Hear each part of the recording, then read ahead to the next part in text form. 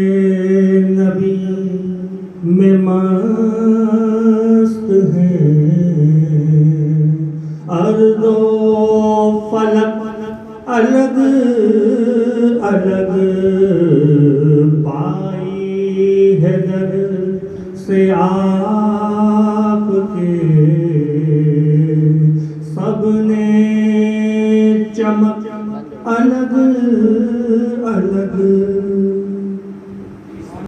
اکثر گاڑیوں پہ دیکھا ہوگا آپ نے لکھا ہوگا گلے گلے انیس گلے فلانا، یعنی انیس کا غم ہے یہ گاڑی تو. اور گلے انیس، انیس کا پھول ہے یہ، فرق اتنا سا ہے. اللہ اکبر. فارسی کا ایک شعر ہے، از مکافات عمل غافل مشو گندم از گندم بریت جو زا جو. مکافات عمل یہی ہوتا ہے کہ گندم گندم کے ساتھ، جو جو کے ساتھ. تو مکافات عمل سے غافل نہیں ہونا. اللہ اکبر. جیسے انگریزی کا ایک مقولہ ہے، you shall be paid in the same coin. تمہیں بھی اس کی قیمت ویسے ہی ادا کرنی پڑے گی. لوگ کہتے ہیں نا جیسے ہمارے ہاں، ٹھیک ہے تمہیں اس کی قیمت ادا کرنی پڑے گی. تو یہ محاورہ ایک انگلش کا، you shall be paid in the same coin. تمہیں بھی اس کی قیمت ادا کرنی پڑے گی. تو آج دیکھ لو جو کرو گے وہ بھرنا پڑے گا، ویسے ہی قیمت ادا کرنی پڑے گی. تب یہ داناؤں کی بات ہے، ہر دانہ غلط نہیں ہو سکتا. عقل مندوں کی بات ہے. ہر عمل کا ایک صلہ ہے جو اس سے کسی صورت جدا نہیں کیا جا سکتا. یہ صلہ کہیں ظاہر ہے یعنی آیا ہے، اور کہیں پوشیدہ ہے یعنی نہا ہے. نہا چھپا ہوا، آیا ظاہر. مثلا آگ یا بچھو کو ہاتھ لگانا، زہر کا کھانا، بلندی سے گرنا وغیرہ، یہ کیا ہے؟ آیا ہے نا، ظاہر ہے نا. یار یہ گر کے مر گیا ہے نا، یار اس کو سانپ نے کاٹ لیا، اس کو آگ نے جلا دیا، زہر کھا کے مر گیا. لیکن اب جب نہا کی بات آتی ہے تو یار چپکے سے دے دو، رشوت لے لی، دراز میں ڈال دو، پتہ نہ چلے کسی کو. یہ چھپا ہوا ہے. تدبیریں کرنا، خود ظاہر نہ ہونا اور دوسروں کو ستانا، تنگ کرنا دوسروں کو. رات ہو گئی، دوسرے کے دروازے پہ کچرا کر دیا سارا، بولے یار کوئی دیکھ نہیں رہا، اپنا دروازہ صاف کر لیا. مثال دے کر سمجھا رہا ہوں، یہ چھوٹی چھوٹی یہ ہماری زندگی میں رائج ہو گئی یہ چیزیں. دوسرے کو دکھ اور تکلیف دینا، پریشان کرنا، اور کریں پتہ تھوڑی چلے گا کسی کو. یعنی وہ مثال ہو گئی، بادشاہ نے کہا کہ ہم دودھ کا وہ بنانا چاہتے ہیں حوض، تمام گوالوں کو کہہ دو کہ رات کے اندھیرے میں ایک ایک ڈرم دودھ ڈال جائیں اس میں. تو سب نے یہی سوچ لیا، کسی کو کیا پتہ یار، ایک ڈرم پانی ڈال دیں گے تو کیا پتہ چلے گا. تو صبح اٹھ کے دیکھا دودھ کے بجائے پانی کا وہ تھا. تو جو چیز نہا تھی یعنی چھپی ہوئی تھی رات کے اندھیرے میں، صبح کو وایا ہو گئی کہ سارے ہی بیمان ہیں. یہ تو سارے ہی بیمان. ہر ایک نے یہ سوچا اتنا دودھ ہوگا، اگر میں ایک ڈرم پانی ڈال دوں گا تو کیا فرق پڑے گا، انٹری تو ہو جائے گی. کون تھا چیک ہو رہا ہے کیا لے کے جا رہے ہو؟ صرف بادشاہ نے چیک کرنے کے لیے. تو پتہ چلا سب کی نیت خراب تھی. اس نیت کی خرابی سے دودھ کے بجائے وہ پانی کا حوض بن گیا. سمجھ رہے میری بات؟ تو یہ نہ سمجھنا کہ کوئی جانتا نہیں ہے، لیکن وہ ستار العیوب ہے. تو وہ پردہ ڈھانپ کے رکھتا ہے، پردہ ڈھانپ کے رکھتا ہے تاکہ اس دنیا کا نظام چلتا رہے. اگر وہ نہا کو آیا کر دے تو انسان ایک دوسرے کو کیا اپنے گھر میں بھی منہ دکھانے کے قابل نہیں رہے گا. یہ بات یاد رکھنی چاہیے. بڑا مہربان رب ہے ہمارا. بات کر رہا تھا میں، دوسروں کو ستانا، کسی کی عزت کو اپنے ہاتھ میں لینا اور سامنے بھی نہ آنا. اللہ اکبر. مال حرام کھانے والے پر مختلف قسم کی سزاؤں کا شکار ہوتے ہیں. مثلا گرفتاری، بیماری، حادثات یا شدید پریشانی جو آج کل ہے لوگوں میں، جس کو ڈپریشن کہتے ہیں، اس ڈپریشن سے وہ کچھ کر نہیں سکتے، لیکن اپنے آپ کو ہلاکان اور پریشان کرتے ہیں کہ ایک کل بھی چین نہیں ملتا اور ایک پل بھی چین نہیں ملتا، کبھی یوں کبھی یوں، سکون ہی نہیں ہوتا، کیونکہ ان کی نیت کی خرابی نے ان کے سارے معاملات بگاڑ دیے اور وہ ڈپریشن کا شکار ہو گئے۔ اب اس میں دیکھیں، ستانے والے لازماً ستائے جائیں گے، یہ بات یاد رکھو، آج نہیں تو کل صحیح، اور اگر یہ مکافات عمل میں ستائے گئے تو پھر تو بچنا ہی مشکل ہوگا۔ اب ایک مثال دیتا ہوں کہ لوگ اس دوسروں کی بیٹیوں کا اور بہنوں کی عزت کا خیال نہیں رکھتے۔ ہاں ملوث ہیں لوگ، اس میں شرمانا نہیں چاہیے، حق بیان، قرآن میں بھی اللہ نے کہا کہ ویسے تو باتیں کرتے رہتے ہو اور حق بات جب آتی ہے تو اس کو بیان کرواتے ہیں، شرم آ رہی ہے ہمیں۔ تو کل کو ان کی بیٹیوں اور بہنوں کے ساتھ بھی یہی ہوگا، یہ بات یاد رکھو۔ اور یہ عمرہ کی تاریخ بھری پڑی ہے، جن لوگوں نے ایسے کیے، عصمت رسی کی، اس کے بعد ان کی بیٹیاں بھی کلبوں میں ڈانس کر رہی ہیں اور ناچ رہی ہیں۔ ہاں یہ مثالیں موجود ہیں، تو یہ مکافات عمل ہے۔ اب یہ تڑپ رہے ہیں، روک سکتے نہیں، خود بھی تو یہی کچھ کیا ہے، جواب بھی یہی آتا ہے۔ تو اصل چیز اس کو سمجھنا چاہیے۔ شراب وہ پیتے تھے اور دوسروں کے ساتھ ان کے بھی ایسے ہی، اب جیسے سعودیہ کا نظام رائج ہو گیا، شیشہ بار کھل گئے، 600 ارب گزشتہ سال سینماؤں سے اور شیشہ باروں سے اور کیسینوز سے کمائے انہوں نے، تو اب حج اور عمرے پر کون توجہ دے گا؟ لے لو بھائی، دنیا کی دولت دنیا میں مل جائے گی، آخرت میں کوئی حصہ نہیں ہوگا، دیکھ لو، سمجھ لو۔ اللہ اکبر۔ مختصر کر کے بتایا، انہیں کون سمجھائے ان لوگوں کو کہ لوگوں جو ان چیزوں میں ملوث اور مبتلا ہیں، کہ یہ زلزلوں، حادثوں، بجلیوں اور سیلابوں کا رب انسان کے ہر عمل کو دیکھ رہا ہے، ہر عمل سے واقف ہے۔ زلزلہ آنے سے پہلے نہیں بتا سکتے، آنے کے بعد بتاتے ہیں اتنا تھا، فلانی جگہ مرکز تھا، لیکن رب تو جانتا ہے۔ بجلی گرنے سے پہلے نہیں بتا سکتے، جب گر جاتی ہے تو بتاتے ہیں فلانی جگہ بجلی گر گئی، اتنا نقصان ہو گیا۔ سیلاب پر کوئی بند نہیں باندھ سکتا، لاکھ کوشش، کتنی ترقی کر لی، آپ چائنا میں دیکھو کیسے آتے ہیں سیلاب، ابھی دیکھ لو امریکہ وغیرہ میں، ادھر بھی دیکھ لو، ہر جگہ کوئی روک سکا آج تک؟ تو یہی چیزیں ہیں جن کو اگر آدمی سمجھ جائے تو وہ سیدھا ہو جائے گا، اور نہیں سمجھے گا تو پھر یہی حال رہے گا۔ اور وہ رب جو ہے ایک نگاہ غضب سے گھروں میں آگ لگا سکتا ہے، لیکن وہ پکڑ کیوں نہیں کرتا؟ اس کی وجہ یہ ہے کہ اس نے ایک وعدہ لیا ہوا ہے، جو میثاق لیا تھا نا وہ اس پر قائم ہے، اس وجہ سے وہ جلدی نہیں کرتا، ڈھیل دیتا چلا جاتا ہے، ورنہ اس کی قدرت سے کوئی چیز باہر نہیں ہے۔ اچھا جی،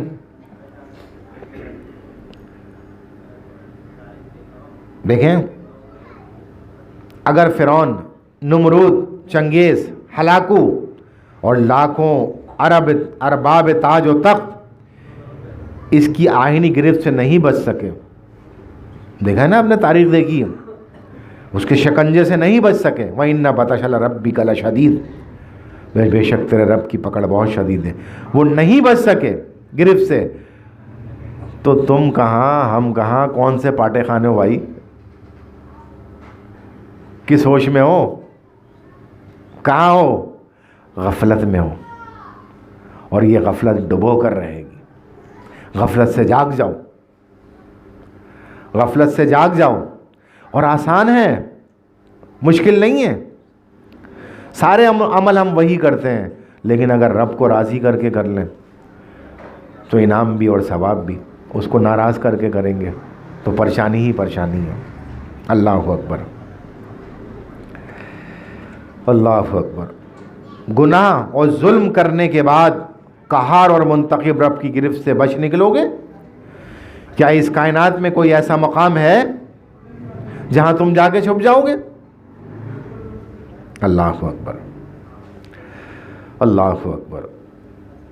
قہار منتقم رب کی گرفت سے نہیں بچ سکتے. کوئی ایسا مقام نہیں ہے جو زلزلوں، بجلیوں، حادثوں، پریشانیوں اور وباؤں کی زد سے باہر ہو. کوئی ایسا مقام نہیں ہے اس دنیا میں. اللہ فرما رہا ہے سورہ عنکبوت نمبر 4، ام حسب الذین یعملون السیئات ان یسبقونا ساء ما یحکمون. کیا بدکار لوگوں کا خیال یہ ہے کہ وہ ہم سے بچ نکلیں گے؟ یہ سوالیہ نشان. پھر یہ ہے کہ یہ خیال کتنا غلط ہے، کتنا بیہودہ اور غلط خیال ہے یہ. جس طرح کسی انجن یا پنکھے کا سوئچ کھولنے آن کرنے کے بعد وہ چل پڑتا ہے، اسی طرح گناہ کرنے کے بعد خدائی انتقام کی چکیاں چل پڑتی ہیں.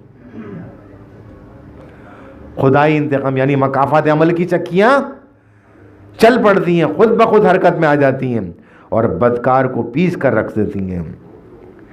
انگریزی کی ایک کہاوت ہے، the mills of God grind slowly, یعنی قدرت کی چکیاں جو ہیں بہت آہستہ پیستی ہیں، بٹ گرائنڈ ایکسیڈنگلی اسمال، بہت باریک پیستی ہیں، بہت باریک پیستی ہیں، تو پتہ بھی نہیں چلتا اور سارا معاملہ بھی ختم ہو جاتا ہے. تو ہمیں سمجھنا چاہیے اللہ کا خوف، دراصل اللہ کا خوف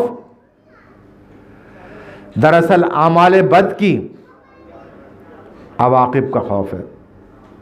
برے اعمال سے یہی دل کا جاری ہونا. میں کہتا ہوں بار بار کہ جب اللہ کا خوف تمہارے دل میں آ جائے گا تو سمجھو تمہارا دل جاری ہو گیا، کیونکہ ہر وقت تمہارا قلب اس کی یاد میں مستغرق رہے گا کہ میں کہیں ایسا بندہ تو نہیں بن رہا کہ میرا رب مجھ سے ناراض ہو جائے، میں ایسا فعل تو نہیں کر رہا جس سے میرا رب مجھ سے ناراض ہو جائے.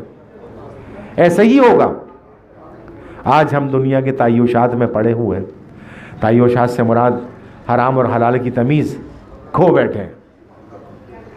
اس بارڈر کو اور اس لائن کو کراس کر دیا جو اللہ نے اپنے انبیاء کے ذریعے حرام اور حلال کے درمیان کھینچ دی.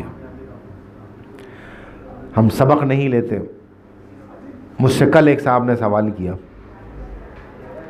کہنے لگے میں اگر یہ بات لوگوں کے سامنے کہہ دوں تو بہت پریشان ہو جاؤں کہ کس طرح سے کہوں. میں یہ سوچتا ہوں کہ جنت میں انسان ہوگا تو پھر کیا کرے گا، اکتاہٹ نہیں ہو جائے گی؟ کس طرح سے آگے بڑھے گا، کس طرح سے آگے چلے گا؟ تو میں نے کہا تمہیں کتنے بتاؤ. میں یہ پریشان ہوتا ہوں لیکن یہ بات بیان نہیں کرتا، آپ سے بیان کر رہا ہوں. میں نے تمہیں کتنا عرصہ ہو گیا اس پیدا ہوئے میں؟ کہنے اتنے ہو گئے. میں نے کہا آج تک اکتاہٹ ہوئی؟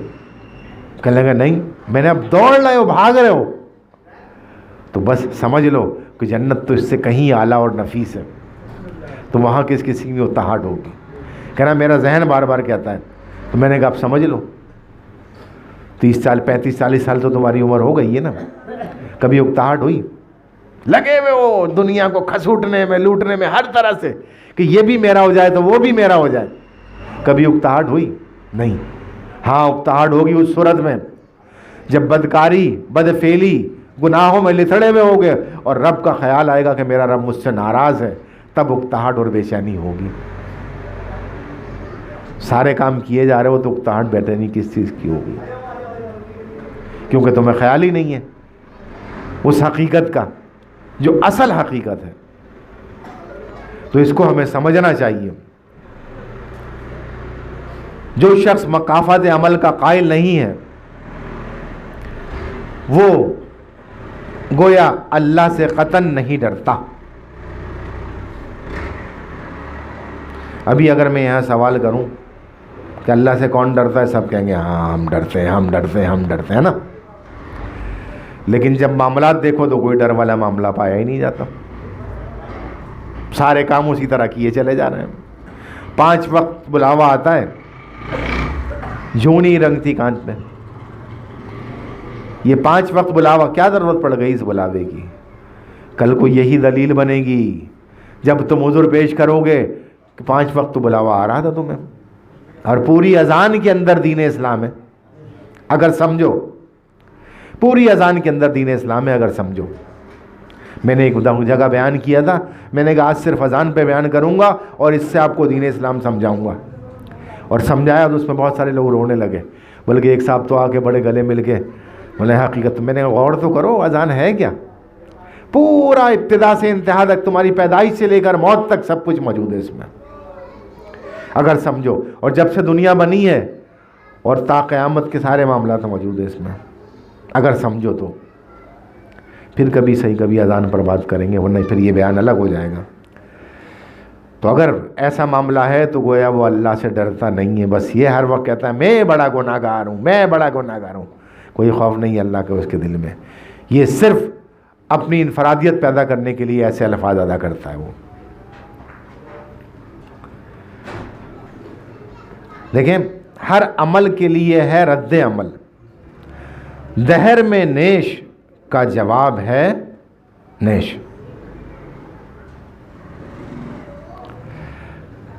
نیش سمجھ رہے ہیں نیش کیا ہوتا ہے؟ ناز کر دینا. تو ناز کا جواب ناس ہی تو ہے دہر میں. دہر میں ہی تو ہیں ہم. یہ ایک دہار ہے وہ الگ ہے. وہ مجھے دیکھ رہے ہیں نا, میں دہار کے معنی پہلے بتائے ہوئے, تو اس وجہ سے بتایا یہ دہر ہے, دہر نہیں ہے. شمع پروانہ رابسو سوخت ولے زور بریاں بشد با روغن خویش. یہ بھی اقبال کا کلام ہے, لیکن یہ مطبوع نہیں ہوا, یعنی شائع نہیں ہوا. تو ان چیزوں کو ہمیں سمجھنا چاہیے, اس حقیقت کو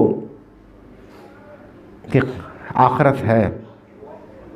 انکار نہیں کیا, زرتشت نے بھی انکار نہیں کیا, وہ بھی آخرت کا قائل تھا.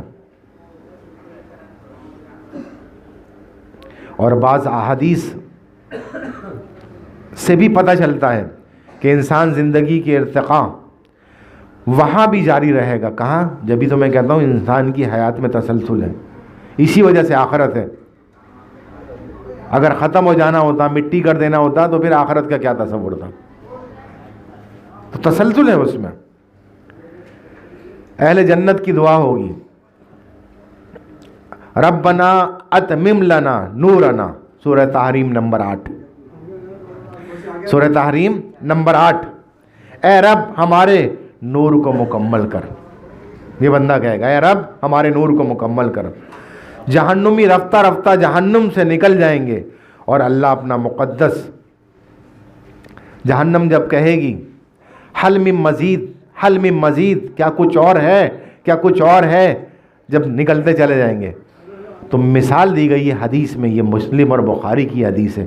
گو کہ اللہ کا کوئی پیر نہیں ہے, اللہ کو کوئی پیر نہیں ہے, لیکن یہ مثال دی گئی ہے کہ ہم بری چیز کو پیر سے دور کرتے ہیں نا, تو اللہ اپنا دست, اب اللہ اپنا پاؤں رکھ کر اس کو بند کر دے گا. بخاری کتاب التوحید اور مسلم میں بھی یہ حدیث موجود ہے. جہنم ایسی بری چیز ہے. اللہ اکبر. اب مفہوم چند سبق آموز احادیث کا مکافات عمل کے متعلق, تاکہ آخرت سمجھ میں آئے, بیان کروں گا, اس کو سمجھنے کی کوشش کیجئے گا. حضور صلی اللہ علیہ وسلم کو معراج کی رات جہنم کے بھی چند مناظر دکھائے گئے, جن سے نظریہ مکافات عمل پر بھرپور روشنی پڑتی ہے. اس کی تفصیل بتاتا ہوں کس طرح سے. ایک جگہ آپ نے دیکھا کچھ لوگ کھیتی فصل کاٹ رہے ہیں, اور جتنی کاٹتے جاتے ہیں وہ اتنی ہی بڑھتی چلی جاتی ہے, کام ختم نہیں ہوتا ان کا. پوچھا یہ کون ہے؟ کہا گیا یہ خدا کی راہ میں جہاد کرنے والے ہیں. یہ جہاد والوں کا بدل ہے, یعنی ان کو ملتا ہی چلا جا رہا ہے، ملتا ہی چلا جا رہا ہے، جنہوں نے اللہ کی راہ میں جہاد کیا۔ پھر دیکھا کہ کچھ لوگوں کے سر پتھروں سے کچلے جا رہے ہیں، سن لو۔ پوچھا یہ کون ہیں؟ کہا یہ وہ لوگ ہیں جن کے سر گرانی، جن کی سرگرانی یعنی اکڑ انہیں نماز کے لیے اٹھنے نہ دیتی تھی۔ ابھی اٹھ جائیں گے، ارے اور نماز سے غافل ہے، کہیں بیٹھے ہیں کھیل رہے ہیں تو کھیلتے ہی رہیں گے، وقت گزر جائے گا۔ کوئی کام کر رہے ہیں تو کام کر لوں پہلے، وقت نماز کا گزر جائے گا۔ تو ان کے سر پتھر سے کچلے جا رہے ہیں۔ کچھ اور لوگ دیکھے جن کے کپڑوں میں آگے اور پیچھے پیوند لگے ہوئے تھے اور وہ جانوروں کی طرح گھاس چر رہے تھے، جیسے جانور منہ نیچے کر کے گھاس چرتا ہے نا، اس طرح سے وہ انسان تھے اور گھاس چر رہے تھے۔ پوچھا یہ کون ہے؟ کہا گیا یہ وہ ہیں جو اپنے مال میں سے زکوٰۃ اور خیرات نہیں دیتے تھے۔ اللہ اکبر۔ پھر دیکھا کہ کچھ لوگوں کی زبانیں اور ہونٹ قینچیوں سے قطرے جا رہے ہیں۔ پوچھا گیا یہ کون ہیں؟ کہا گیا یہ غیر ذمہ دار مقرر ہیں، یعنی کوئی بھی ذمہ داری قبول ہی نہیں کرتے تھے، ذمہ داری سے کوئی کام کیا ہی نہیں کرتے تھے، جو بے دھڑک زبان چلاتے اور فتنہ برپا کر دیتے تھے۔ آج کل ہو رہا ہے یہ، فتنہ برپا کر دیتے تھے۔ ایک جگہ دیکھا کہ ایک پتھر میں ذرا سا شگاف ہے، یعنی ایک سوراخ ہے، اس میں سے ایک موٹا بیل نکل آیا۔ پھر وہ اسی شگاف میں واپس جانے کی کوشش کرنے لگا مگر نہ جا سکا۔ پوچھا گیا یہ کیا معاملہ ہے؟ کہا گیا یہ اس شخص کی مثال ہے جو ایک فتنہ انگیز بات کہہ دے جاتا ہے اور پھر نادم ہو کر اس کی تلافی کرنا چاہتا ہے مگر یہ ممکن نہیں۔ اب تو پھیل گیا فتنہ۔ ایک اور مقام پر کچھ لوگ اپنا گوشت کاٹ کر کھا رہے تھے۔ پوچھا یہ کون ہے؟ کہا یہ دوسروں پر زبان تان درازے کرتے تھے، یعنی لان تان دوسروں پر کیا کرتے تھے، تانا زنی کیا کرتے تھے۔ یہ وہ لوگ ہیں جو اپنا گوشت کاٹ کے خود کھا رہے ہیں۔ انہی کے قریب کچھ اور لوگ تھے جن کے ناخون تانبے کے تھے اور وہ اپنا منہ اور سینہ نوچ رہے تھے۔ پوچھا یہ کون ہے؟ کہا یہ وہ لوگ جو لوگوں کی پیٹھ پیچھے برائیاں کیا کرتے تھے۔ یہ وہ لوگ ہیں جو اپنا منہ نوچ رہے ہیں، اپنے آپ کو نوچ رہے ہیں تانبے کے ناخون سے۔ اللہ اکبر۔ کچھ اور لوگ دیکھے جن کے ہونٹ اونٹوں کی مشابہت ہے۔ اونٹ کے ہونٹ کیسے لٹک رہے ہوتے ہیں، بڑے بڑے ہوتے ہیں نا، دیکھا ہے، اس سے مشابہت رکھتے تھے اور وہ آگ کھا رہے تھے۔ پوچھا یہ کون لوگ ہیں؟ کہا یہ یتیموں کا مال ہضم کیا کرتے تھے۔ آج بھی کر رہے ہیں لوگ، یہ مکافات عمل بتا رہا ہوں، دنیا میں تو ہوگا ہی، محشر میں بھی ہوگا۔ اللہ اکبر۔ پھر کچھ ایسے لوگ دیکھے جن کے پیٹ بے انتہا بڑے اور سانپوں سے بھرے ہوئے تھے، آنے جانے والے ان کو روند رہے تھے، یعنی ان کے اوپر سے ہوتے ہوئے جا رہے تھے۔ اللہ اکبر۔ اور وہ اپنی جگہ سے ہل نہیں سکتے تھے۔ پوچھا گیا یہ کون؟ آج سارے لوگ اسی میں ملوث ہو رہے ہیں اور ہونے کی کوشش۔ کہا یہ سود خور ہیں، اور اس پر جواز اور دلیل لا رہے ہیں لوگ۔ بلکہ ایک صاحب نے تو یہاں تک مجھ سے کہا کہ قرآن میں سود لینے کی ممانعت ہے، دینے کی تھوڑی ممانعت ہے۔ تو میں نے ان کو جواب دیا قرآن میں بہتا خون اور سور کا گوشت حرام ہے، سور کی کلیجی اور سری اور پائے اور مغز تو حرام نہیں ہے، پھر آپ کو وہ کھانا چاہیے۔ ایسی ایسی دلیلیں نکالنا ہے لوگ اپنی طرف سے۔ تو چیزوں کو ہمیں سمجھنا چاہیے۔ پھر کچھ لوگ نظر آئے جن کی ایک جانب نفیس بہترین گوشت رکھا ہوا تھا اور دوسری جانب سڑا ہوا۔ وہ اچھی چیز کو چھوڑ کر بری چیز یعنی سڑا ہوا گوشت کھا رہے تھے، اچھے گوشت کو چھوڑ کر۔ تو آج دنیا میں بھی جو حرام کی طرف جاتا ہے وہ حقیقت میں اچھی چیز کو چھوڑ کر سڑی ہوئی چیز کھا رہا ہوتا ہے۔ اللہ اکبر۔ پوچھا یہ کون ہے؟ کہا یہ وہ مرد اور عورتیں ہیں جنہوں نے حلال بیویاں اور شوہروں کے ہوتے ہوئے حرام سے اپنی خواہش نفس کو پورا کیا.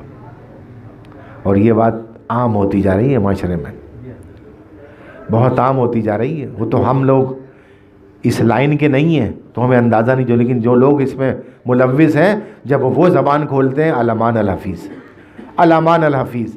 یہ اللہ کا فضل ہے کہ اس نے ہمیں محفوظ رکھا ہوا ہے, ورنہ علامان الحفیظ یہ حال ہے. اللہ اکبر. پھر دیکھا کہ کچھ عورتیں اپنی چھاتیوں کے بل لٹکی ہوئی ہیں. اللہ اکبر. پوچھا یہ کون ہیں؟ کہا گیا یہ وہ عورتیں ہیں جنہوں نے اپنے شوہروں کے سر ایسے بچے مونڈ دیے جو ان کے نہ تھے. یعنی حرام کی اولاد تھی اور وہ جبکہ وہ شادی شدہ تھیں, اور کہا یہ تمہاری ہی اولاد ہے, جبکہ وہ ان کی اولاد نہیں تھی. آئی بات سمجھ میں؟ جو میں سمجھانا چاہ رہا ہوں, جو میں چاہ رہا ہوں, اگر وہ سمجھ میں آ جائے تو سمجھو میرا بھی کام ہو گیا, آپ کا بھی کام ہو گیا. اب اس کے لیے سب سے پہلے امپلیمنٹ کرنا ضروری ہے. امپلیمنٹ سے مراد عمل.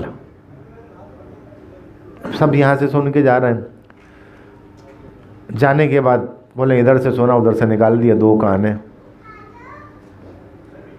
ایک سننے کے لیے ایک نکالنے کے لیے. تو فائدہ کیا؟ کیا فائدہ؟ دیکھو 3 ٹی بہت اہمیت کے حامل ہیں. ٹی وائی ٹی, ٹی ہی ہے ٹی نہیں, ٹی وائی ٹی, صرف ٹی بھی نہیں ہے, ٹی وائی ٹی بڑی اہمیت کے حامل ہیں. یہ سمجھانا چاہتا ہوں آپ کو. نمبر 1, ہر آدمی خوش ہو جائے گا. بیوٹی, خوبصورتی بڑی اہمیت رکھتی ہے اس دنیا میں, اور ہماری اکثریت خوبصورتی کی طرف رغبت کرتی ہے نا؟ ایسا ہی ہے نا؟ آپ پوری دنیا گھوم لیں, ہر جگہ کی بیوٹی مختلف ہے, چاہے وہ انسانوں میں ہو. اللہ فرماتا ہے لقد خلقنا الانسان فی احسن تقویم, ہم نے بہترین صورت میں انسان کو تخلیق فرمایا. اور نبی پاک نے فرمایا اللہ جمیل و یحب الجمال, اللہ حسین ہے اور حسن کو پسند کرتا ہے. ایسا ہی ہے نا؟ لیکن بگاڑ کب پیدا ہوگا؟ اس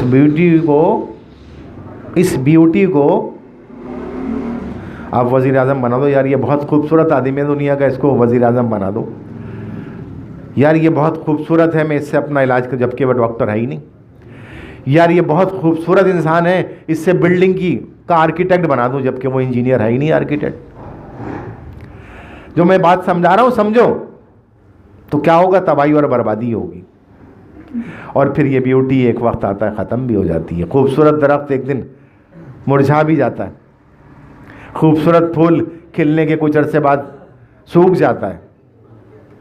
بہت ساری چیزیں ایسی ہیں.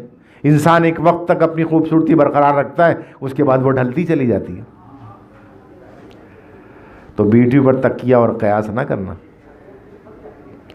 اس بنیاد پر نہ اکڑنا کہ میں بڑا خوبصورت ہوں, کیونکہ کوئی اور جس نے یہ معاملات کیے تو پھر وہ نقصان ہی اٹھائے گا. پہلی بات. دوسرا T Y T, quality. Quality میں ٹی وائی ٹی ہے نا. کوالٹی کیا ہے؟ کوالٹی میں یہ نہیں دیکھا جا سکتا وہ گورا ہے کالا ہے, اس کی صلاحیت ایبلٹی دیکھی جاتی ہے کہ اگر اس میں ایبلٹی ہے تو اس کو ملک کا وزیر اعظم بنا دو, اگر اس میں ایبلٹی ہے تو فلاں ادارے, جو کہ آج کل نہیں ہو رہا ہے, فلاں ادارے کا سربراہ بنا دو. تو یہاں تو یہ مثال ہے, ہر شاخ پہ الو بیٹھا ہے, انجام گلستان کیا ہو. اچھا, اب جس میں ایبلٹی ہے وہ بھی ایک وقت تک ہے, وہ بھی ایک وقت تک ہے قابلیت. ایک وقت آتی ہے بندہ ریٹائر ہو جاتا ہے. کیوں ریٹائر ہو جاتا ہے؟ بھائی اب تمہاری عمر ہو گئی ہے, اب تم یہ کام نہیں کر سکتے ہو, یہ ہے نا. اور ریٹائر ہو کے وہ گھر جا کے بیٹھ جاتا ہے, اس کے ہاتھ میں راشا آ جاتا ہے, اس نقاہت کمزوری طاری ہو جاتی ہے. تو اب اس کی کوالٹی تو برقرار نہیں رہی نا, یہ بھی فانی ہے, اس پر بھی بھروسہ نہیں کرنا. کام لینا اس سے, اس پر بھی بھروسہ نہیں کرنا. اب آخری ٹی آتا ہے ریالٹی. اس میں بھی ٹی وائی ہے نا، اس میں بھی ٹی وائی ہے نا، اس میں بھی ٹی وائی ہے، ریالٹی، اور ریالٹی کا تعلق حقیقت سے ہے۔ جب بھی حقیقت سے آدمی نے جب کبھی بھی حقیقت سے چشم پوشی کی تو وہ پریشان ہوا، وہ پریشان ہوا۔ جب بھی حقیقت سے چشم پوشی کی تو وہ پریشان ہوا، کیونکہ وہ ریالٹی سے پھر گیا۔ ریالٹی کیا ہے؟ حقیقت کیا ہے؟ کہ ہم اپنی پیدائش میں مختار نہیں ہیں، ہم جس حیت پر پیدا ہوئے ہیں اس میں ہماری مرضی شامل نہیں ہے۔ یہ حقیقت ہے نا، اس کو ہر کوئی تسلیم کرے گا،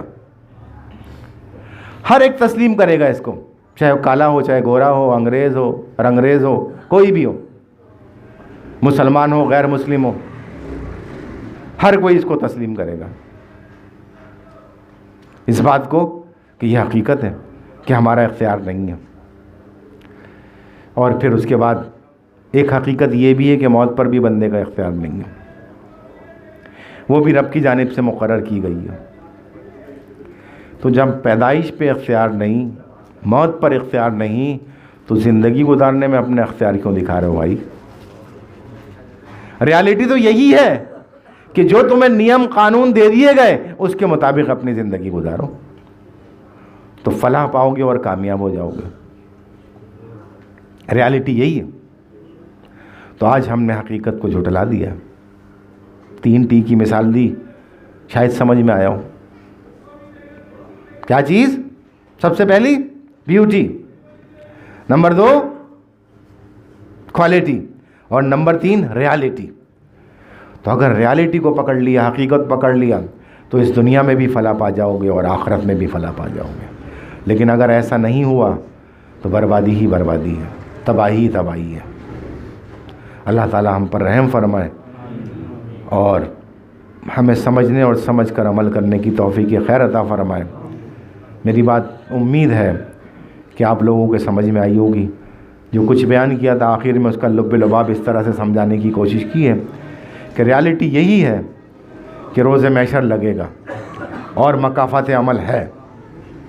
تو اس ریالٹی کو اگر ہم تسلیم کر لیتے ہیں اور سمجھ جاتے ہیں تو بہت ساری پریشانیوں سے بچ جائیں گے اور اپنے رب کو راضی کر لیں گے، اور راضی کر کے اپنا مقام انسان پا جائے گا۔ الہی ہر جگہ تیری عطا کا ساتھ ہو، جب پڑے مشکل شہ مشکل کشا کا ساتھ ہو۔